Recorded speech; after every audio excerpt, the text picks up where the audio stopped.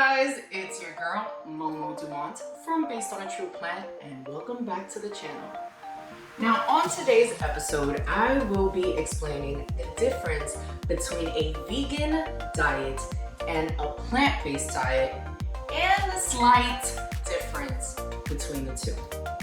Because in reality, a lot of people have a slight misconception of what the two really are. But have no fear, Momo's here. Now, I'm going to give you guys the blueprint on both of these terms. What they mean, who created these terms, what's the difference, which one is better, and the reality of the results one can achieve when switching over from the standard American diet to a vegan or plant-based diet. Now, if you guys are ready to learn some cool stuff, let's get right into it. Hey guys, this is your girl MoMo Dumont.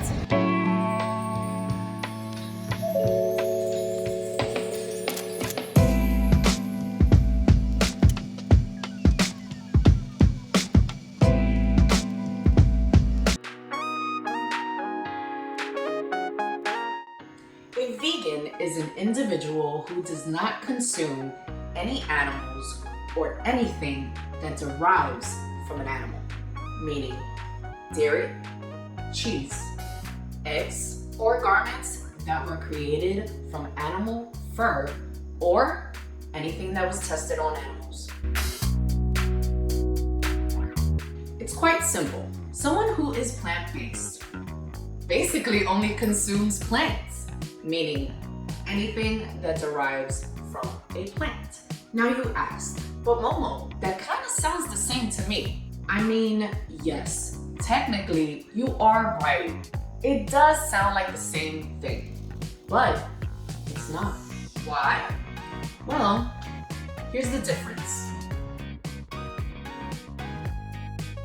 Now, while most vegans do eat lots of plants, they also consume packaged, processed food. What does that mean?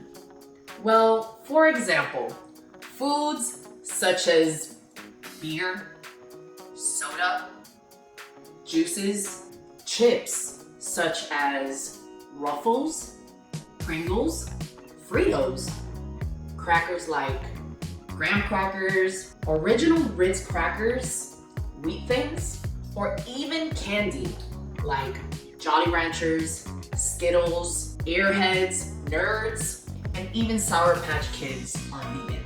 Vegans also consume texturized mock meats made from wheat, soy, or gluten. Now, someone who is plant-based can actually make all these snacks from scratch at home. Or as an alternative, you can actually go to the market and buy plant-based, raw, dehydrated snacks. Now the great thing about these snacks is that they do not contain any allergens, preservatives, or additives.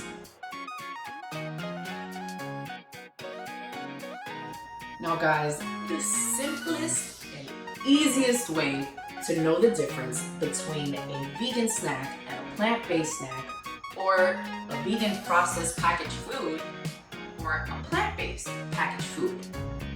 Read the label. Once you turn the packaged product around, it will let you know everything. So, if it says wheat, soy, gluten, yeast, colorings, citric acid, or maybe even words that you can't even pronunciate, like monosodium glutamate, MSG, it's vegan.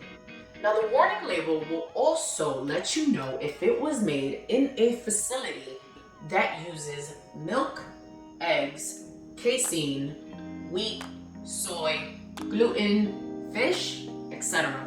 Now if it's plant-based, once you turn the package around, it will have one to a few ingredients that you actually know what they are, with no additives, no preservatives, and it's usually made at home with love, with your health in mind.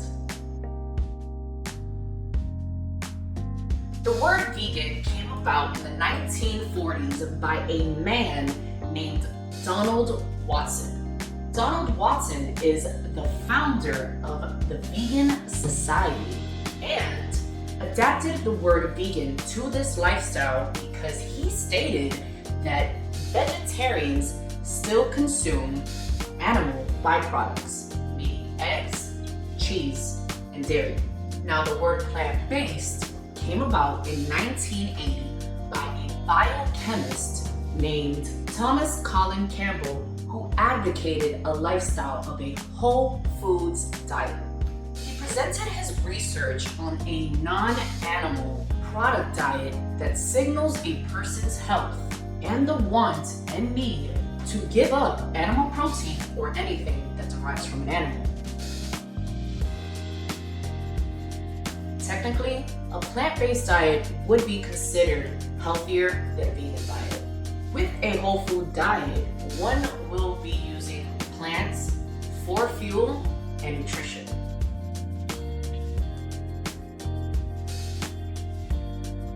There are so many benefits to not just the human body, but animals and the planet when switching over.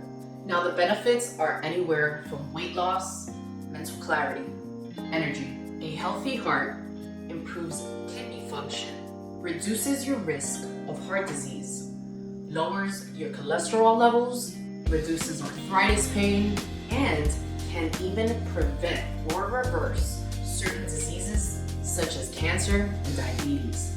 Now, for the earth, it helps preserve water and land, keeping our soil clean, reducing the impact of climate change, reduces energy consumption, air pollution, and it protects lands and rainforests. And lastly, for the animals, where we have the power to stop livestock emissions, stabilizing the ocean and replenishing the sea, preserving species with their extinctions and their habitat. Now guys, that is all for today. Thank you so much for joining me on another episode of Based on True Plant. Don't forget to subscribe if you haven't already. Drop a comment below, give a thumbs up, and don't forget, tell a friend to tell a friend. This is your girl, MoMo Dumont. Peace, love, and light.